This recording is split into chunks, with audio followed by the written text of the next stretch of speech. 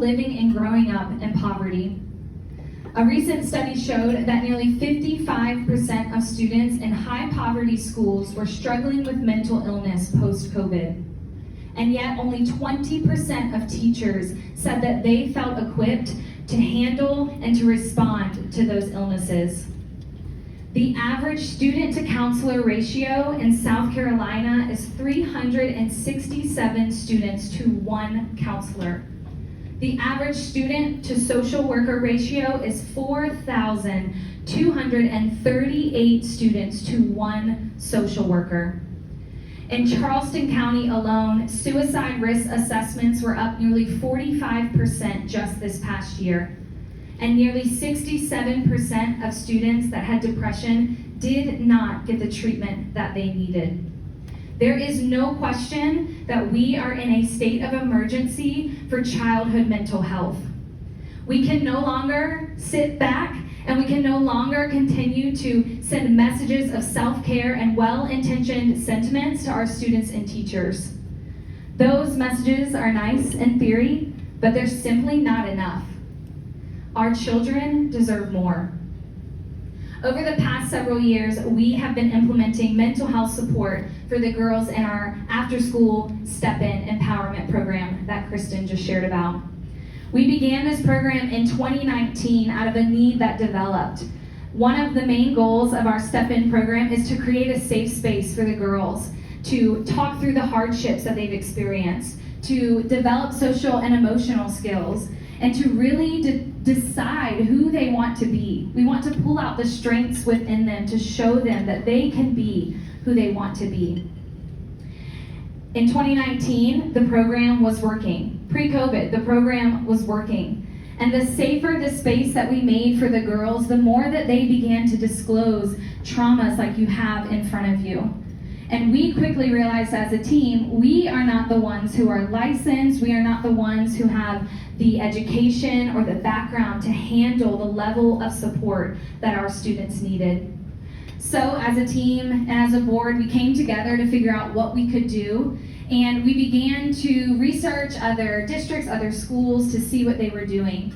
And we partnered with a local graduate college and received a graduate level student who was getting their master's in clinical counseling. And she came in and she provided therapy to 3 of our girls who were in desperate need of support. We did not expect that 2.5 months later, COVID would hit and the world as we knew it would stop. And for our children, the world that they knew it would end. The doors shut, the doors were locked, students were not allowed in the building. The safe space that they had in their school building and their structure of their day was no longer. And we saw in COVID that the needs for mental health did not only grow, but they skyrocketed.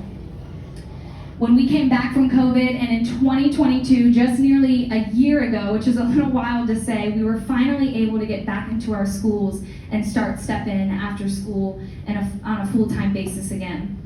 And when we came back, we as a team sat down and we decided to really hone in on one of our core values, which is to create with, not for. We are extremely passionate at Charleston Hope of not going in and telling our students, teachers, and families what they need, but we are passionate about sitting with them and listening to determine what the needs are and how we can help. And there is no question that when we did that, we did surveys, we did roundtables with teachers and families and students, we led listening sessions, and it was a no-brainer that the number one support that was needed in our schools, specifically post-COVID, was mental health support. The work that we had already started doing around mental health pre-COVID then became our top priority. As we met with our teachers and administrators and families, we learned about the barriers that were keeping students from getting the support that they needed. We learned that access was a barrier. The wait list for local therapy offices and therapists and counselors, even the therapists that were already in our schools, the wait lists were 50 students deep. We also learned that transportation was an issue. Many of our parents are working multiple jobs, so to get them to a therapy session after school, transportation was a huge barrier for them. and then of course the financial burdens that our families were facing. Again, when our team sat down and we talked about what can we do, how can we shift Charleston Hope, and how can we make a difference and focus our work in, we decided that we were going to be a part of the change to remove those barriers, to create more access for our students to receive the mental health care that they needed. Our board of directors and our team is extremely proud of where we have come today. We have had the honor of working with Social Venture Partners, a grant that was a very long due diligence process, and we are so excited for the partnership. I sat with them in our interview, our due diligence interview, and I told them, the money, we need the money, yes. But I said, well, what I will take more than anything is the knowledge and the expertise to help us really hone in on where we're going and what we're doing. And that is exactly what we have done over the last 6 months. And I am so honored and thankful to Social Venture Partners, and specifically to Sarah Castle, our team lead, who has made that happen. So we are so excited to share with you our focus, our new focus moving forward, and our new mission and our new vision statement. Our vision, our dream world, our end game, what we want to see happen is we believe in a world where every child has access to the mental and behavioral health support they need to thrive.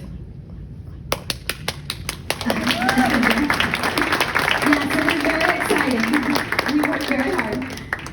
Our mission, the road that is going to lead us to that vision, is that Charleston Hope increases access to mental and behavioral health programs in Title I schools to enhance student well-being. Thank you.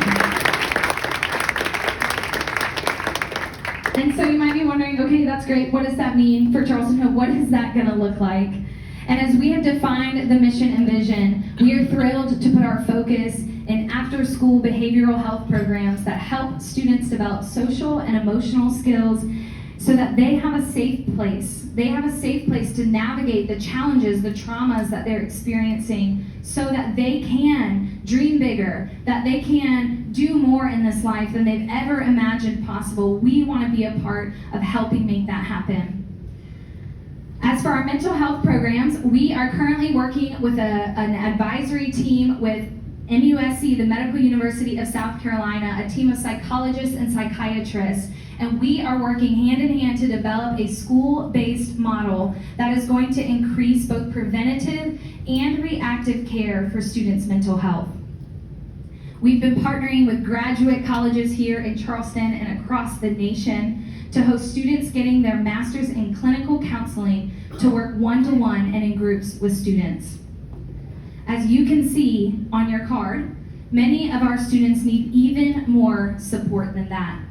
So to increase access for them, we are bringing in and contracting, we're raising funds to contract licensed clinical social workers and therapists to come in and provide one-to-one clinical counseling during the school day or through an after-school program right there in their school.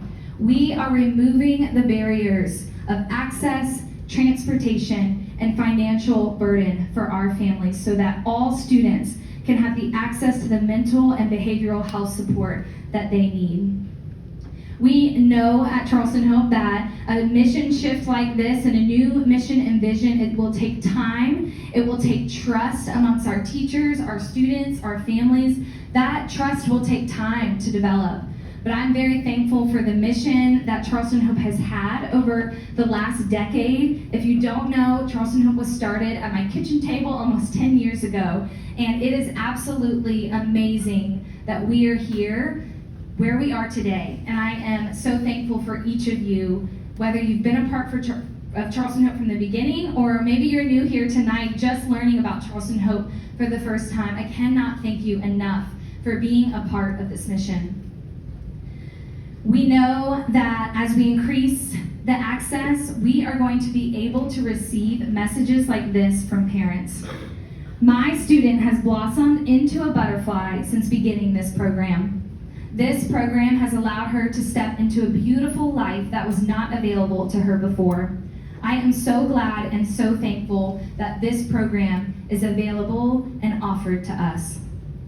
This year alone, this school year, we are on track to provide over 300 hours of counseling and clinical therapy to students. This is our pilot year. This is our very first year. And to say that we are going to be able to provide over 300 hours of mental health support for students is monumental for us. And we know that if we raise $35,000 tonight, you guys know this is coming, $35,000, that is going to set our organization up to have more clinicians in our schools next school year.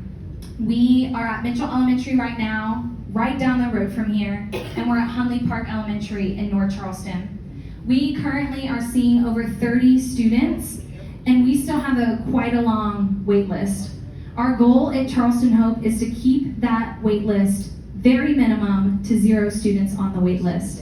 The funds that we're raising pay our clinicians at a reduced rate. Some volunteer their time, some do half volunteer, but the money that is raised is paying them to come in and to increase the access, to remove the barriers, so that students who've experienced trauma like the one you're holding in your hand, so that they can have the coping skills, they can learn mechanisms to thrive and to just grow into the individual that they want to be.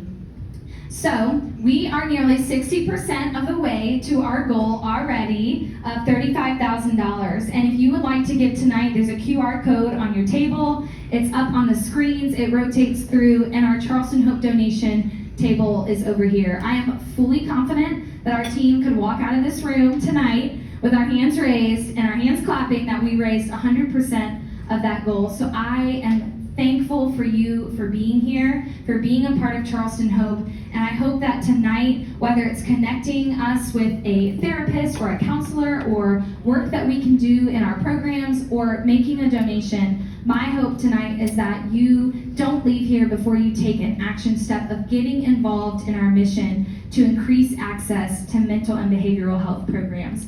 Thank you so much for being here. I'm Emily Kerr, the Executive Director. If I did not say that, I don't think that I did.